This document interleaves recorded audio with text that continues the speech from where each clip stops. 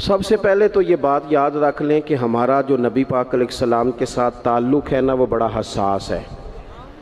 انسان کے بہت سارے رشتے ہوتے ہیں، سارے حساس نہیں ہوتے۔ نوجوان میری بات پر غور کریں، یہ ہمیں سارا کفر کہتا ہے، سارے مشرک کہتے ہیں، تانے دیتے ہیں کہ مسلمانوں تم حضور کے نام پر اتنے جذباتی کیوں ہوتے ہو؟ تو ہم انہیں بتاتے ہیں کہ رشتے سارے ہی ہیں، پر ہمارا نبی پاک سے جذباتی رشتہ ہے، اور اس رشتے کی حساسیت قرآن پاک نے ان لفظوں میں بیان کی کہ النبی اولیٰ بالمؤمنین من انفسہم۔ فرمایا یہ جو نبی ہے نا، یہ مومنوں کے ان کی جانوں سے بھی زیادہ قریب ہے، یہ زیادہ قربت ہے، اس رشتے میں حساسیت ہے۔ اور نبی پاک علیہ السلام کا امت سے تعلق کس طرح کا ہے؟ عزیز علیہ ما عنتم۔ فرمایا مشکل میں تم پڑو تو تکلیف میرے محبوب کو ہوتی ہے۔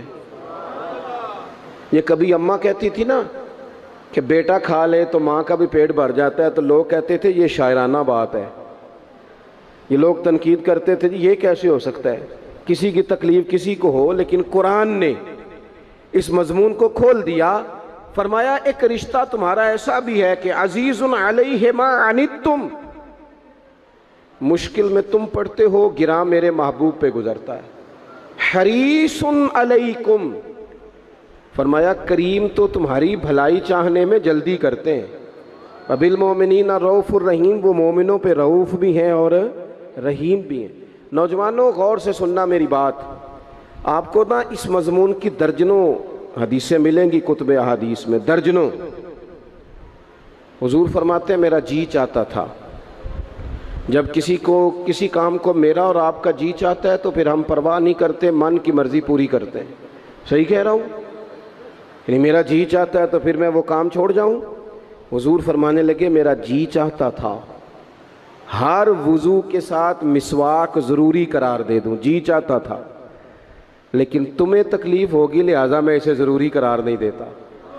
فرمانے لگے میرا جی چاہتا تھا کہ میں دیر سے عشاء کی نماز پڑھاؤں، لیکن اس لیے نہیں پڑھاتا کہ تمہیں تکلیف ہوگی۔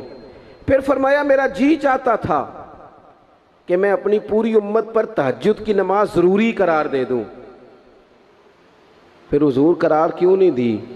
تو بات کا مفہوم یہ بنتا ہے کہ حضور فرمانے لگے میں نے اپنی چاہت نہیں دیکھی، تمہاری نیند دیکھی ہے، تمہیں تکلیف ہوگی۔ حضرت سیدہ عائشہ صدیقہ فرماتی ہیں، صحیح حدیث میں موجود ہے، فرماتی ہیں حضور کو امت کے حق میں دو باتوں کا اختیار دیا جاتا نا کہ یا رسول اللہ یہ والی چیز آپ کی امت پہ ضروری کر دی جائے یا یہ والی، تو سیدہ فرماتی ہیں جو چیز زیادہ آسان ہوتی حضور امت کے حق میں اسے اختیار کرتے، امت پر مشکل نہ آئے۔ حساسیت امت کے حق میں، نبی پاک کے دل میں حساسیت۔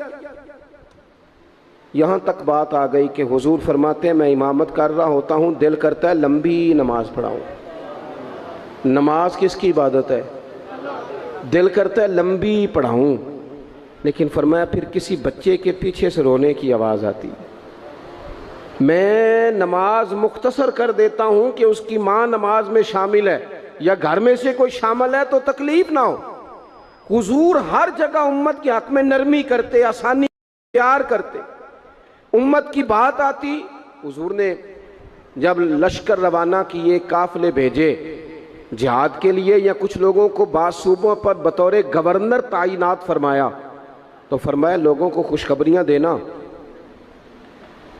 لوگوں کو خوشخبریاں دینا، پریشان نہ کرنا، لوگوں پر آسانی کرنا، انہیں مشکل میں نہ ڈالنا۔ حضور امت پر آسانی کرتے، کیوں؟ اس رشتے میں حساسیت ہے۔ جب قرآن مجید کی وہ آیات نازل ہوئی نا جن میں سخت احکامات ہیں، تو محبوب کئی دن روتے رہے اپنی امت کی اس تکلیف میں کہ یہ دوزخ میں جائیں گے۔ کئی دن تک حضور نے آنسو بہائے۔ سارا کچھ جاننے والے رب نے پیغام بھیجا، حضرت جبریل حاضر بارگاہ ہوئے، یا رسول اللہ رب فرماتا ہے پریشان کیوں ہیں؟ کہا اللہ نے سخت حکم دے دیا ہے، امت کمزور ہے، کیسا پورا کرے گی؟ اللہ کرے آپ کی پوری توجہ ہو جائے میری بات پر، آمین تو کہہ دیں، آمین تو کہہ دیں یار۔ اللہ کرے آپ پورے جاگ جائیں اور میری بات آپ غور سے سنیں، توجہ کریں۔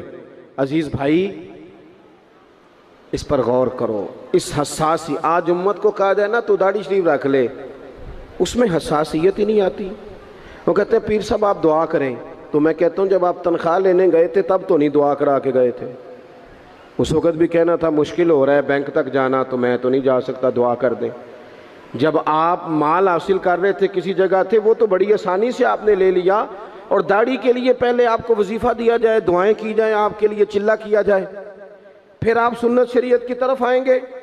حساس رشتہ، رسول کائنات آنسو بہا رہے ہیں. کس طرح یہ امت حساب دے گی اللہ کے حضور؟ کیسے؟ بڑی کاہلی ہے ہمارے اندر، بڑی سستی ہے، ہم بڑی آزمائشوں میں. حضور جانتے ہیں جب محبوب کئی دنوں تک روئے، اللہ کرے امتی بھی کبھی کبھی حضور کی یاد میں روئے. ایک تو یہ ہماری محفلیں ہیں نا جن میں مجبور کر دیتا ہے خطیب، واعظ، نعت خواں، تو مجبوراً بھی سبحان اللہ کہنی پڑتی ہے. کاش کبھی گھر میں بیٹھے بیٹھے بھی دل کرے اور ہم کسی نعت خواں کے دروازے پہ اسپیشل جا کے دستک دیں اور اسے کہیں دل بڑا پریشان ہے، مدینے والے کی کوئی نعت تو سناؤ. کبھی ایسا بھی ہو نا کہ گھر میں پیسے نہ ملنے پہ تو ٹینشن ہوتی ہے، اور کوئی مقدمہ آ جائے تو پریشانی ہوتی ہے، لڑائی ہو جائے تو ہوتی ہے. کبھی یوں بھی تو ہو نا رات کو ابا جی رو رہے ہوں بستر پہ، اور بڑا رو رہے ہوں اور تڑپ کے رو رہے ہوں. بچے آ کے اماں سے پوچھیں کیا مسئلہ ہے ہمارے ابا کو، کوئی پریشانی ہے، کوئی ڈاکٹر کو بلائیں، کوئی دکھ ہے؟ اماں کہتی ہے جاؤ تمہارے والی بات نہیں. بچے اصرار کر کے کہتے ہیں نہیں اماں بتا تو صحیح مسئلہ کیا ہے. تو اماں ٹھنڈی آہ بھر کے کہتی ہے پتر تمہارے باپ کو نا نبی پاک کا مدینہ یاد آتا ہے، جنوں ویکھ کے ٹھردیاں اکھیاں نے تے جنوں ویکھ کے ٹھردا سینہ ہے. ربا تیری ساری خدائی چ ایک ہی تے شہر مدینہ ہے. پیسے جتنے آگے جی انہیں بڑے نے انہاں سٹیو تہاڈی مہربانی. اسی کڈی سمجھدار قوم آ، پہلے آپ ہی کھلاری دینے پھر آپ ہی کٹھی کری دینے. کیسی بات ہے. غوث پاک کی محفل میں لوگ بندے گنتے تھے، توبہ کس کس نے کی. ہماری محفلوں میں لوگ نوٹ گنتے ہیں اور اسپیشل بندے رکھے ہوئے نوٹ گننے کے لیے. بس کریں یار، چھوڑ دیں، بڑا ہو گیا یہ کام ہماری. سنیں جی، سنیں جی، اللہ خوش رکھے، اللہ آپ کو خوش رکھے. اور میرے بھائی اللہ جزا دے. سنیں، ہمیں جو کچھ دین نے دے دیا ہے وہ ہماری اوقات سے پہلے ہی بڑا زیادہ ہے. تو یہ نوٹ شوڑ تو یہ تو بات ہی پیچھے رہ گئی ہے. سانو تخت ہزارے دی لوڑ کی ہے، نالے کی لگے شہر بمول دے نال، اسی اپنی بال کے سیکنے ہیں. سانو کی لگے کسی اور دے نال. یہ چھوڑ دیں یہ کام، یہ کوئی اتنا مناسب نہیں لگتا. اللہ جزائے خیر دے. آپ توجہ کریں کیا عرض کر رہا ہوں. تو شدید حضور سید عالم صلی اللہ علیہ وسلم رو رہے ہیں آزمائش میں. امت کی آزمائش کو دیکھ کر حضور رو رہے ہیں کہ امت آزمائش میں. حضرت جبریل نے جا کے عرض کی یا رسول اللہ وہ جو خاص حساسیت ہے نا حضور کی طبیعت میں امت کے حق میں، اس کے لیے حضور رو رہے ہیں. تو رب کریم نے کیا پیغام دیا؟ کہا کہہ دو محبوب سے جا کے وَلَسَوْفَ يُعْطِيكَ رَبُّكَ فَتَرْضَىٰ، محبوب رب آپ کو اتنا دے گا کہ آپ اپنے رب سے راضی ہو جائیں گے. راضی کیا جائے گا امت کے حق میں. اور حضور فرمانے لگے جب تک ساری امت جنت میں نہیں جائے گی میں نے راضی نہیں ہونا. حضور کا یہ رشتہ حساسیت والا ہے. اور چونکہ ہمارے پاس تو اب ہم بعض دفعہ لگتا ہے کہ زیادہ عالم ہو گئے لوگ، تو ہماری دیواروں پر نا، اسکولوں کی دیواروں پر انگریزوں کے قول بھی اب لکھے ہوئے ہیں. تو کئی دفعہ پوچھنے کو دل کرتا ہے انتظامیہ سے کہ حدیثیں ساری یاد ہو گئی ہیں بچوں کو، جو تمہیں اب قولوں کی ضرورت پڑ گئی وہ بھی غیروں کے اقوال تک تم آ گئے ہو. اس قوم کو تم نے حضور کے فرامین سارے سنا لیے. او خدا کے بندو، حضور نے تو اتنا حساس کر کے یہ رشتہ بتایا ہے کہ باریک باریک نقطے بھی سمجھائے. یہ کام نہ کرنا دوزخ میں چلے جاؤ گے، یہ کام کرنا تمہارا فائدہ. ایک ایک بات کھول کے بیان کی. امت کے پاس ٹائم ہی نہیں ہے حدیثیں پڑھنے کا، وقت ہی نہیں ہے.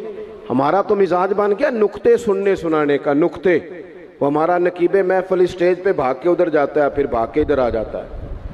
وہ کیوں لگا کہتا میں جملہ دین لگا. او خدا کے بندے تو جملہ رہن دیکھا، تو کوئی آیت دے، تو کوئی حدیث پاک پڑھ. اور پھر وہ بعض اوقات میں تو چونکہ کمزور سا بندہ ہوں تو وہ جب 50 کو دفعہ کہتے ہیں نا تیار ہو جو جملہ دین لگا، تو تو ایسے لگتا ہے جملہ نہیں آئے گا کوئی ایٹم بم بھی آئے گا. بھائی تو دے دے جو تو نے دینا, اتنا پریشان تو کس بات کا ہو گیا. اور پھر سارے ہی کہہ رہے ہیں, جتنے آئے نقیب, نعت خاں, خطیب, سب کہہ رہے ہیں سارا قرآن حضور کی تعریف ہے. تو پھر پڑھنا چاہ رہا ہے تو بھی تو پڑھ کوئی بھی نہیں رہا, کہہ ہی جا رہا ہے. اپنی زندگی کے اندر حضور نے جو ہمیں اسباق دیے, جمعے والے دن ٹائم پہ مسجد جایا کرو. مولوی نکمہ بھی ہو نا میری طرح کا, آپ وقت پہ جائیں گے تو وہ جلد تیاری شروع کر دے گا. آپ آخری 10 منٹ جاتے ہیں تو وہ کیا مولانا دیواروں کو تقریر سنائیں. تیاری کریں, حضور کے فرامین سنیں, اور نبی پاک صلی اللہ علیہ وسلم نے جہاں جہاں ہمیں اسباق پڑھائے ہیں وہ اس رشتے کی حساسیت کو دیکھیں. چونکہ حضور نے بڑا حساس رشتہ بنایا امت سے, تو پھر امت کے دل بھی حضور کے حق میں بڑے حساس ہیں. اپنے مزاج کے لحاظ سے نا نرم طبیعت کے آدمی حضرت صدیق اکبر. کچھ لوگ نرم ہوتے ہیں نا بیچارے, جو گیا مان لی, جو گیا مان لی, ان کو لوگ تنگ بھی بڑا کرتے ہیں. یہ بھی میں آپ کو بتا رہا ہوں. وہ جس بندے کا پتہ ہوتا ہے نا کہ جناب اس کے پاس گئے تو یہ اکثر تارے شاٹ بھی رہتی ہیں, تو وہاں ذرا جاتے بھی لوگ تھوڑی احتیاط کرتے. حضرت ابو بکر صدیق طبعاً نرم طبیعت کے تھے, کشادہ روئی, خندہ پیشانی مزاج کا حصہ تھا. وہ دیر تک صبر کرنے کے عادی تھے. لیکن ایک دن ان کے والد آئے جناب ابو قحافہ رضی اللہ تعالیٰ عنہ, بعد میں انہوں نے کلمہ پڑھا. وہ ایک دن حضور کی بارگاہ میں شکایت لے کے آئے. اب کسی اس بندے کی شکایت آ جائے نا جس کی توقع نہ ہو, جس سے توقع نہ ہو. وہ کسی نے کہا تھا نا کہ تجھ سے شکوہ نہیں بے وفائی کا, پر تجھ سے امید بے تحاشا تھی. تیرے اوپر امیدیں بڑی تھیں, تو نے یہ جو کام کیا نا یہ تھوڑا عجیب لگا ہے, تجھے نہیں کرنا چاہیے تھا. کوئی اور کر دیتا تو چلو بات اتنی سخت نہیں تھی, تجھے نہیں کرنی چاہیے تھی, تیری بنتی نہیں تھی. حضرت صدیق اکبر طبی طور پر نرم آدمی, لیکن ان کے والد آئے حضور کی بارگاہ میں, اور بزرگ ہیں اور نابینا ہیں اور لاٹھی تھامے ہوئے, اور انہوں نے بڑی عجیب بات کی. کہا یا رسول اللہ حد ہو گئی, آج تو ابو بکر صدیق نے مجھے تھپڑ مارا ہے.